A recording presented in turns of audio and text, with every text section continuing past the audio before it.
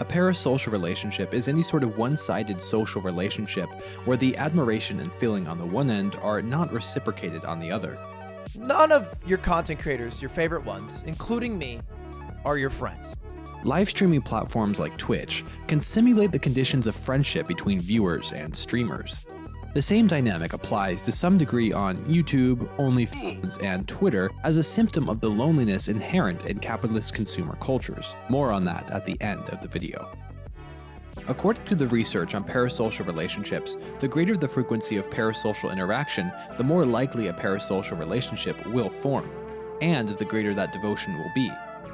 The very platforms of OnlyFans and Twitch seem to be catered to lonely consumers, the platforms having evolved the media forms of their predecessors by encouraging direct interaction with creators. Streamers become perceived friends who will never leave, friends that aren't as likely to disappoint you as much as a relationship with some other person's expectations involved. There's quite a lot out there to indicate that people involved in parasocial relationships are actually lonely.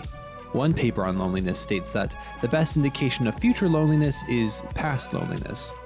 Using the findings of a couple of cohort studies, this paper, Alone in a Crowd, describes how loneliness actually spreads from person to person. As a part of the studies, examinations were conducted periodically, gauging how lonely the participants were through a questionnaire. The researchers also asked the participants to name those that they thought of as friends. Generating an image of what the average lonely individual might look like, the results of these examinations were both unsurprising and profound. Those with more friends were less likely to experience loneliness in the future, whereas those that were lonely not only tended to receive less friendship nominations, but they'd also lose some of the friends they already had by the time of the next examination. But what's really interesting to me about these studies is that proximity mattered. According to the data, having distant friends didn't affect how lonely an individual was. In light of this, the researchers suggested that the spread of loneliness may be caused by frequent social contact with lonely persons. Loneliness obviously isn't the only thing that spreads from person to person, and there isn't any debate about the fact that proper social connection feels good. Viewers are probably more likely to think of their favorite media figure as a friend the more lonely they are, using these individuals as content to fill the void of social interaction in their lives. Viewers turn towards content creators for two reasons: not only entertainment, but also for the illusion of social interaction. Just like is stated here, perceived isolation is a more successful marker of loneliness than actual isolation, which also implies that if one is truly alone but doesn't perceive themselves as such, they'll not be as likely to actually feel lonely. The illusion of connection with the streamer or a YouTuber themselves, and the community surrounding such individuals both supply a perceived sense of community and intimate connection, which can help the viewer to not feel so alone, at least until the stream ends. What makes content creators so especially alluring to lonesome viewers nowadays is the quality of presence assigned to their streams. Not only do streams offer more means of interacting with streamers, they also feel more intimate, because the streamer really is on the other end of their screen in real time. Watching a stream live feels like sharing a moment together. A celebrity's presence has always been a large part of celebrity worship and parasocial relationships. Just like how the proximity of friends mattered in the earlier studies' evaluation of the participants' loneliness, the presence of celebrities seems to have an effect on the intensity of feeling fans have for them.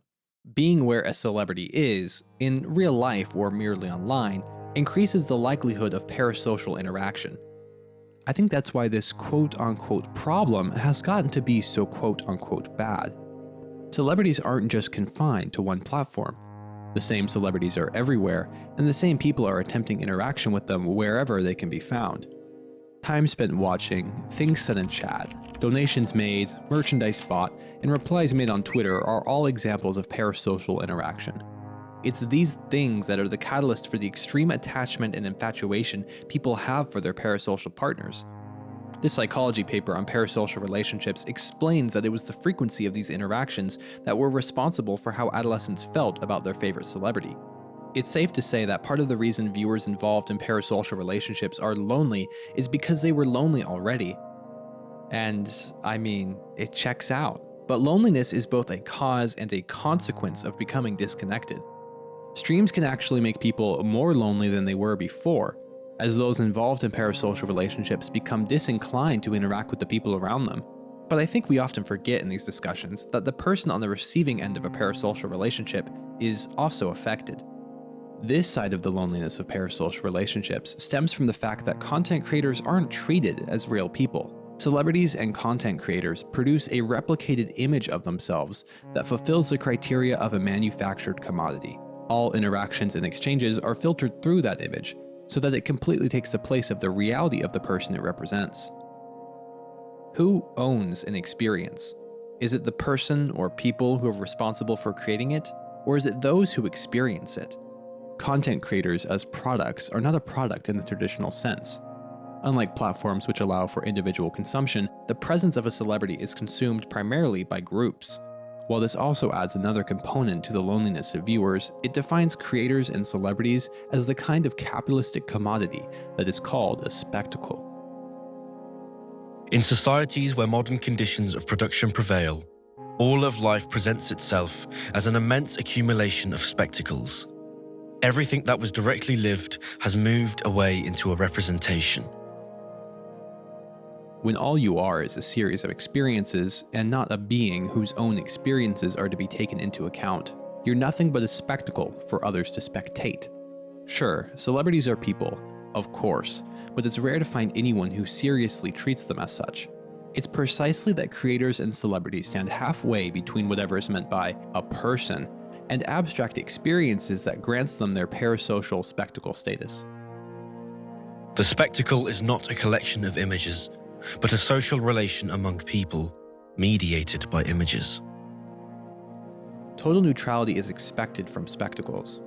As spectators, we prefer to think and say whatever, and interpret spectacles however we want.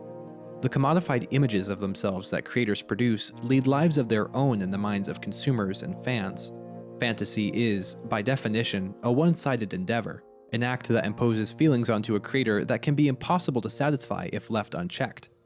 Because the spectating consumer feels entitled to the kind of experience they receive, if dissatisfied enough, they'll do whatever they can to discredit the spectacle that produced it.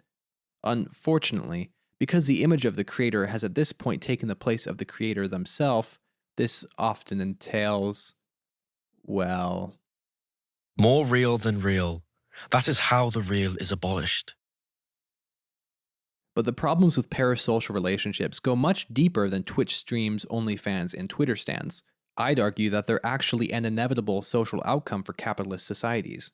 When you stop to think about it, were we really ever going to end up somewhere other than here? David Riesman's seminal work, The Lonely Crowd, offers a close look into the fundamental parts of, specifically American culture, that are to play a key role in our consideration. Riesman argued that the vision and direction people rely on to navigate their lives comes from the development of new sources of influence over time. His book distinguishes three directions from which people have sought guidance over time: tradition, inner values, and the tastes and opinions of others. He makes the claim that certain stages of population growth are responsible for the transition from one direction to the other, and argues that Americans are caught up in such a transition from inner to other direction. This particular transition is a transition from one being defined by what one produces to being defined by what one consumes. I don't think that Riesman's claim that population changes are responsible for all of this make much sense. I think it's much more reasonable to credit the various stages of economic growth with such developments. The mass production of a dizzying variety of commodities and the new platforms that allowed for the spread of people's opinions about them were both necessary for us to get where we are, and furthermore, both required funding. Riesman makes it a point to repeatedly let the reader know that these forms are only ideal types, and that no society, let alone any sole individual, is fully engaged in only one, but that elements of each direction can emerge in larger societal trends. Since it's been something like 70 years since the book was first published, it's not too unreasonable to say that the trends of other direction have only more powerfully and completely influenced America, and really the world, since then. Today's overwhelming reservoirs of information imply that the successful navigation of our society is dependent on being updated on the ever-changing landscape of opinion.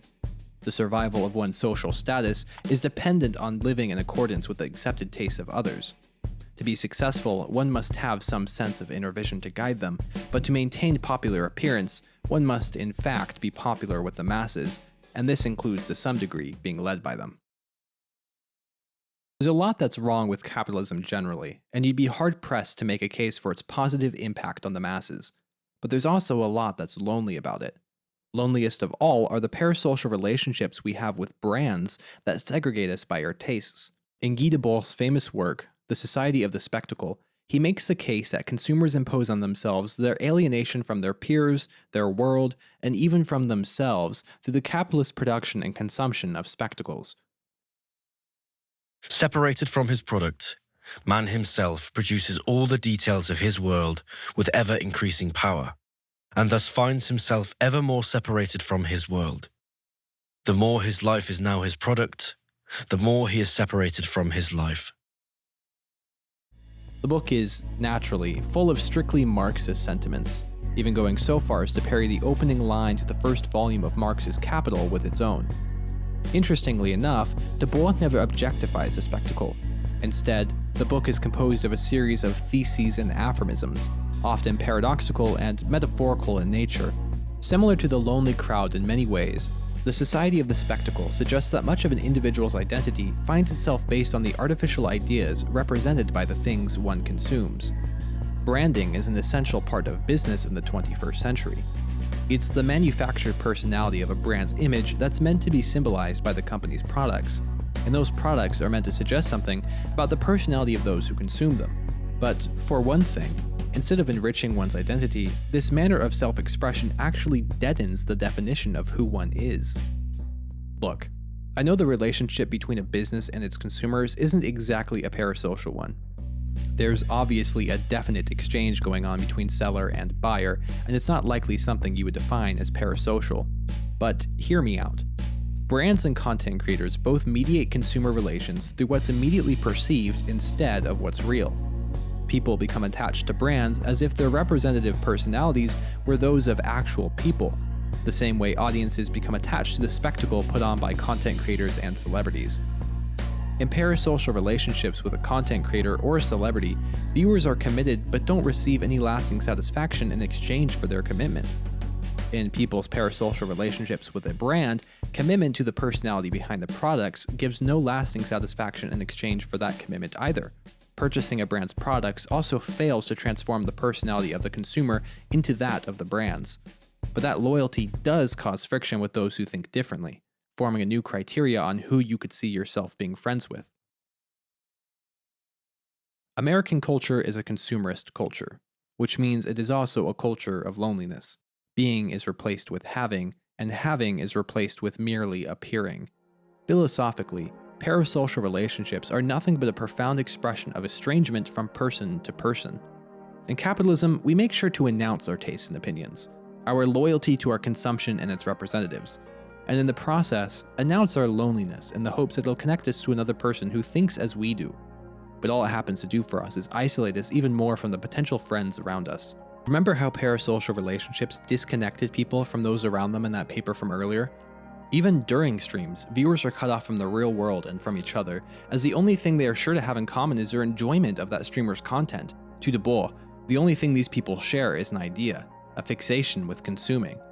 While it is true that some people can find friends in the chats of streams, I believe that the typical viewer is mostly interested in expressing their feelings, thoughts, and opinions to the streamer.